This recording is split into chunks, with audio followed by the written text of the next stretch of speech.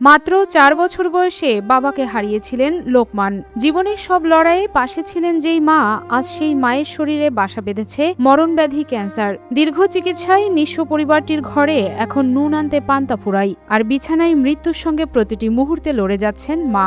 একসময় যে মা সন্তানের জন্য বুক পেতে দিয়েছিলেন, আজ সেই মায়ের জীবন বাঁচাতে মানুষের দাঁড়ে দাঁড়ে সাহায্যের আবেদন জানাতে হচ্ছে কলেজ পড়ুয়া ছেলেকে। আমার যখন ৪-৫ বছর বয়স তখন আমার বাবা মারা যায় এবং আমার মাই আমাকে বলতে গেলে কষ্ট করে কাজ করে আমাকে মানুষ বানাইছে, আমাকে পড়াশোনা করাইছে, আমাকে ছাইড়ে যায়নি।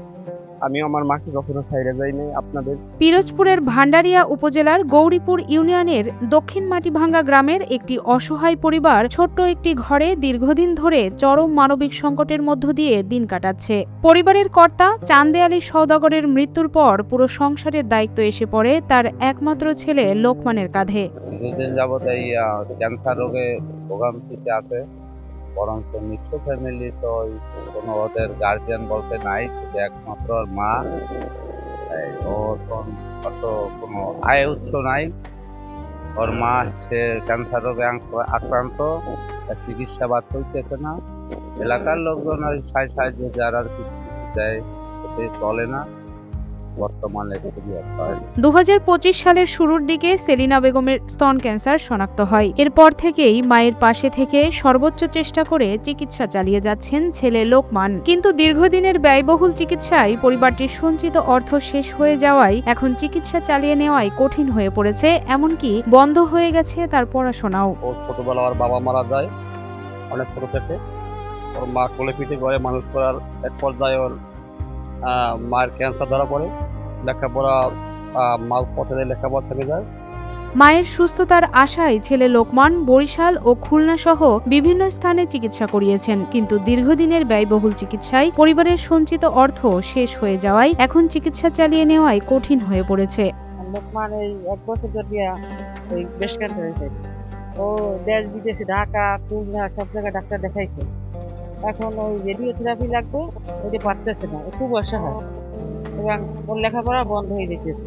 ও একা, ওর দুর্নীতি আর কেউ নেই, মায়ের আছে ও আর ওর আছে মা। চিকিৎসা সহায়তার আশায় সমাজসেবা অধিদপ্তরে আবেদন করেও এখন পর্যন্ত কোনো আর্থিক সহায়তা পাননি তারা। আমি সমাজসেবা অধিদপ্তরে আবেদন করেছি। আমি বহু ধারে ধারে ঘুরেছি মানুষের সাহায্যের জন্য, কিন্তু আমি কোথাও থেকে কোনো জায়গা থেকে আমি সাহায্য পাই নাই। এই আমার মায়ের খুলনা মেডিকেল কলেজে ডক্টর মৌকিদুল হুদা স্যারের আন্ডারে অনকোলজিস্ট, ওনার আন্ডারে আমি ৭টা কেমোথেরাপি দিয়েছি আমার মায়ের চিকিৎসা চালিয়ে যেতে সমাজের বিত্তবান ব্যক্তি, সরকারি কিংবা বেসরকারি পৃষ্ঠপোষকতা এবং দেশ বিদেশে অবস্থানরত সব হৃদয়বান মানুষের কাছে সহযোগিতার আবেদন জানিয়েছেন ছেলে লোকমান এবং তার প্রতিবেশীরা। তার আশা সবার সামান্য আর্থিক সহায়তাই হয়তো মায়ের চিকিৎসা আবারও শুরু করার সুযোগ করে দেবে এবং মৃত্যুর সঙ্গে লড়াই করা মাকে নতুন করে বেঁচে থাকার আশা যোগাবে। আমি আমার মায়ের মুখের দিক তাকাইতে পারি না। আমার মা কি হয়ে গেছে, বিছানা থেকে উঠতে পারে না, না ধরলে খেতে পারে না, টাকার জন্য চিকিৎসা করাতে পারি না, মেডিকেলে নিয়ে যাইতে পারতেছি না। এখন বর্তমানে খুবই খারাপ অবস্থায় আমরা দিন পার করতেছি। আমাদের নুরানটা এখন পান্তা ফুরায় এমন এক অবস্থা। আপনারা যদি আমার পাশে দাঁড়ান, আমার মতো এই টিমের পাশে দাঁড়ান, তাহলে আমি আমার মায়ের চিকিৎসা করাতে পারবো না, আমার মা মারা যাবে। যদি আপনারা কোনো হৃদয়বান ব্যক্তি থাকেন ওর মায়ের চিকিৎসার জন্য কিছু সাহায্য সহযোগিতা করবেন। আর ওর পৃথিবীতে আপন বলতে কেউ নাই, ওর মা ছাড়াই। ওর মাই একা, আর ওর ভাই বোন নাই, চাচা চাচি কেউ নাই। মামু মামি তারাও যারা আত্মীয় তারাও অত খোঁজ খবর রাখে না।